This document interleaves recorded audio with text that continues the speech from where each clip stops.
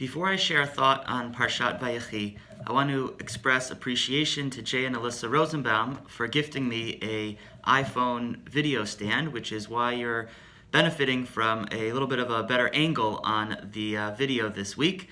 Really appreciate your thoughtfulness. With Parshat Vayechi, Sefer Breshit comes to a close. A sefer that was full of family strife and conflict comes to a serene end with the deathbed scene of Yakov, which takes up the bulk of our parsha.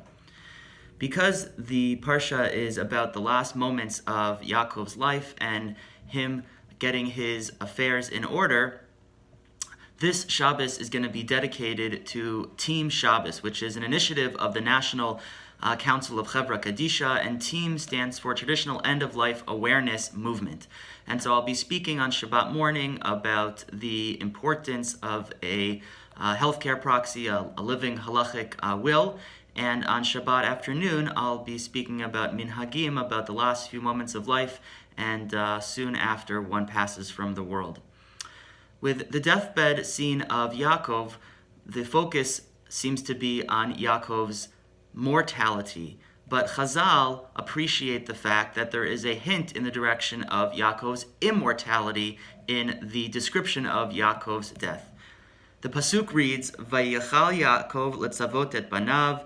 Yaakov finishes commanding his children about what to do when he passes, where to bury him, how to take care of things. V'yasof raglav al hamita. He gathers his feet and places them on the bed. Vayigva v'yasef elamav. He expires and is gathered to the nation. Rashi comments on here that there is a word that's absent, that's missing from this description. Umita lo ne'emrabo.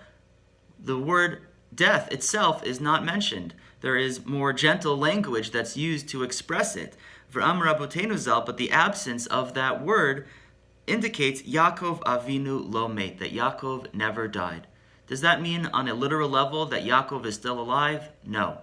Of course, the Torah describes explicitly that Yakov was embalmed and he was buried, transported to Marat HaMachpelah. Of course, he physically passed. But on a spiritual and value-based level, he endures. What does that mean? That Yaakov Avinu endures, that he has immortality. I want to share two brief explanations for what that could mean.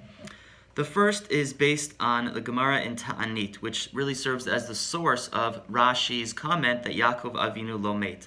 The pasuk is brought from Yirmiyahu, in which Yaakov is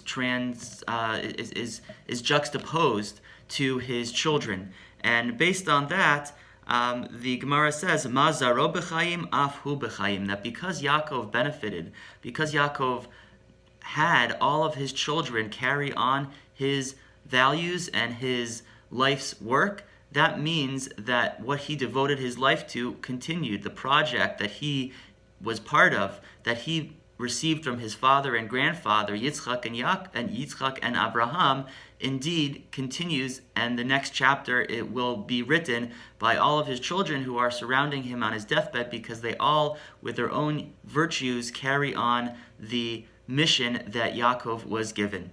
So the first answer for what Yaakov Avinu lo met really means is that his legacy endures because it is perpetuated by the continuity of his children's devotion to it. The second explanation is offered by the Or HaChaim HaKadosh, who shares that from the pasuk in Kohelet, "Ve'ein shilton b'yom hamavet," that typically speaking, death controls us, and that we have fear of it because it's the moment of death is unknown. It happens to all of us, but we don't know how or when it's going to happen. However, with Yaakov Avinu, he was on a different level. Vayechal Yaakov letzavot, that right after he finished his final commandments to his children, that's when he expired, indicating that he was ready for the moment and he knew when it was coming. He was immune from the fear that we all have of death because he could anticipate its arrival. So putting these two explanations together, we can see that Yaakov Avinu didn't have to fear death, and he was able to embrace the moment because he knew that his life was not really ending. His memory and his life's work was not going to be buried with him in Marat HaMachpelah because his children were devoted to what he did. And this point is underscored by the name of the Parsha itself. Why do we call a Parsha devoted to the death of Yakov Parshat Vayechi, in a similar way that we call Parshat Chaye Sarah, the death of Sarah? It's about her life. Because indeed, she endured just like Yakov endures, because he has he has children and grandchildren who will continue his ways for eternity. I hope that we can take inspiration from Yaakov's deathbed scene to be able to transmit to our children the things that are most important to us, and so that we and our heritage continues forever. Looking forward to seeing you in Shul.